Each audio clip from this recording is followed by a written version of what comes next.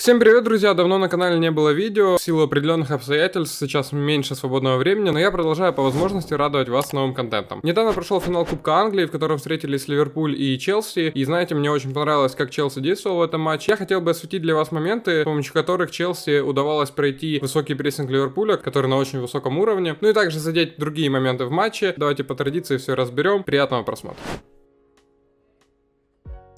Начнем со структуры прессинга Челси в этом матче и как Ливерпуль справлялся с этим. Лукако четко играл по опорному Ливерпуля, Хендерсону. Справа и слева схема чуть отличалась у Тухеля. Когда мяч был ближе к правому флангу Ливерпуля, то на Канате выдвигался Пулишич, а Маркос Алонсо поднимался на Трента. Ван Дейку давали больше свободы в этом матче, и на него никто не выдвигался в большинстве ситуаций. А вот когда передача шла на Робертсона, здесь уже Маунт действовал по нему, а не латераль, как с другого фланга. А Джеймс играл по Диазу. То есть, разница в том, что с левого фланга Челси Алонсо поднимался на крайнего защитника Ливерпуля, а с правого фланга Джеймс оставался со своим вингером. По Тиаго играл Ковачич, ну тут все просто. Это приводило к компактности и перекрытию адресата Ливерпуля, и впоследствии перекрывало варианты для продвижения мяча вперед. И как же Ливерпуль с этим справлялся и продвигался в третью часть поля? Клоп использует в таких случаях прием ложной девятки. Мане шел открываться даже в зону опорного. Для чего это делается? Это создает большинство в середине поля для Ливерпуля, и благодаря этому у игроков Челси появляется сомнение, выбор между двумя игроками.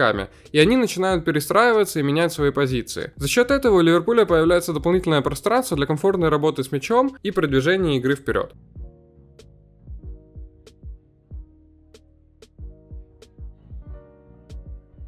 Еще один момент уже с левого фланга. Видим то же самое расположение Челси, о котором мы говорили. Алонсо по Тренту, а Пулишич готов стартовать по Канате. Но в данный момент он перекрывает передачу на Хендерсона, так как Лукаку не успевает перестроиться с правого фланга. Так же, как и не успевает Ковачич. Ведь мы помним, что справа он играет по Тиаго, а здесь ему надо перестраиваться на Мане из-за открывания того в глубину. В итоге такое открывание от Мане создает связь между линиями, и Хендерсон находит впереди Тиаго. Такие опускания в глубину отлично работают также и при аутах. Здесь Мане с Кейтой простым скрещиванием выиграли пространство для себя, но опять же, суть в том, что благодаря такому действию от Мане в этой зоне у Ливерпуля на одного игрока больше. И на этом стоп-кадре я хочу разобрать две важные детали. Во-первых, если вы были на моем стриме, вы помните, что после матча против Вильярреала Клоп отмечал, что в первом тайме его тройка нападающих действовала слишком банально и не была столь вариативной, поэтому защитникам Вильярреала было легко с ними справляться. А расположение Диаса здесь, согласитесь, не самое ожидаемое. Второй момент — это то, что на Мане выдвигается из своей зоны Чалоба,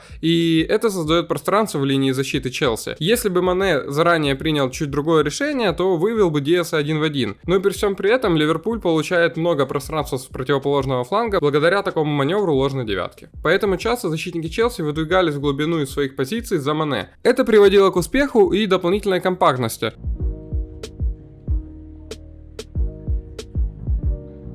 Но и так же, как и в моменте с аутом, была и побочная сторона. То самое пространство, которое появляется в защите, очень опасно оставлять против быстрых игроков Ливерпуля. Видим, как выдвинулся Тиаго Силва, и Хендерсон моментально ищет Диаза в свободное пространство. Теперь давайте о главном. Как Челси справлялся с прессингом Ливерпуля.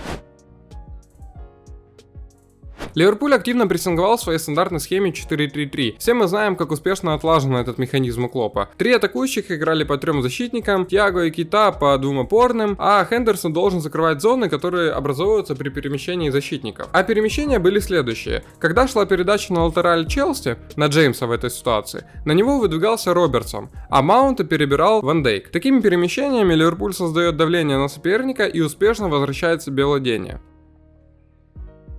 Поэтому, когда Челси разыгрывали от ворот, Менди часто выбивал мяч, ведь в такой ситуации мяч находится в статическом положении, и игроки Ливерпуля стоят в удобных позициях, готовые перестроиться в любую сторону. А вот когда мяч был в игре и Челси переводили игру с фланга на фланг, такие передачи на латерале и были слабое место Ливерпуля, которое нужно было использовать, чтобы преодолеть прессинг. Менди с такой ситуацией справлялся 50 на 50, и когда было неудачно, Ливерпуль сразу же имел свои моменты, потому что при таком расположении латераль находится в широких позициях, и при потере из-за этого Джеймс не успевает вернуться в свою позицию, что в итоге создает изолированную ситуацию 1 в 1 для Диаса против Чалобы. А как мы знаем, игроки атаки Ливерпуля сверхопасны при обыгрышах.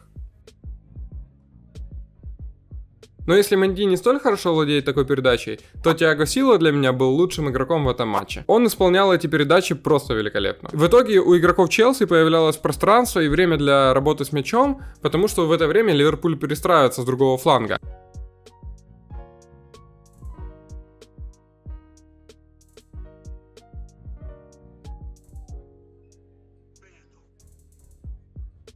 И первый момент матча у Челси появился именно после 2 последовательных таких передач. Мы можем ориентироваться на табло, чтобы понять, что это все было в одном моменте. Преодоление первого блока прессинга Ливерпуля благодаря такой передаче. После идет продвижение вперед с левого фланга, Челси передвигается во вторую зону. И снова идет смена фланга с помощью такой же передачи от Тиаго Силвы. В итоге у Джеймса появляется то самое пространство и время благодаря перестроению Робертсона, и он выполняет передачу в штрафную. И снова же перестроение Ливерпуля с фланга на фланг создают Пулишичу дополнительное пространство для удара.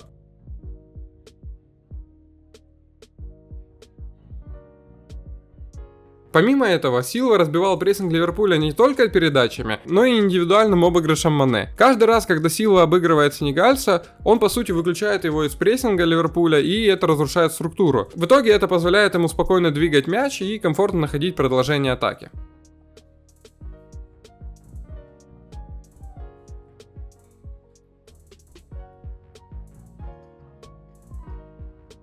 И второй момент Челси в этом матче и есть результат этих 2 действий от Тиаго Силвы. Обыгрыш Мане, и считайте, сколько касаний делает Силва с мячом перед тем, как отдать такую же передачу на Джеймса, которую он выполнял весь матч. Это и есть то время, которое он получил благодаря этому обыгрышу. А та самая передача от него позволяет пройти 2 первых блока прессинга Ливерпуля, и после выигранного подбора Челси Ливерпуль не успевает компактно перестроиться в обороне, появляются разрывы и пространство для создания момента. Вы можете сказать, так почему вингеры Ливерпуля не начинали движение от латерали Челси? Вот вам один из примеров, когда Жота попытался так сделать. В итоге Арнольд снова же не успевает покрыть такое пространство и перестроиться, и в итоге оказывается в плохой позиции, так как он не успел ни на Алонсо, ни за Пулишичем впоследствии. И еще один опасный момент для Челси после подобного развития атаки. Второй тайм по сути проходил в таком же ключе и с подобными перестроениями. Были такие же идеальные передачи от Силвы на Алонсо, и похожие моменты Ливерпуля после отбора на чужой половине.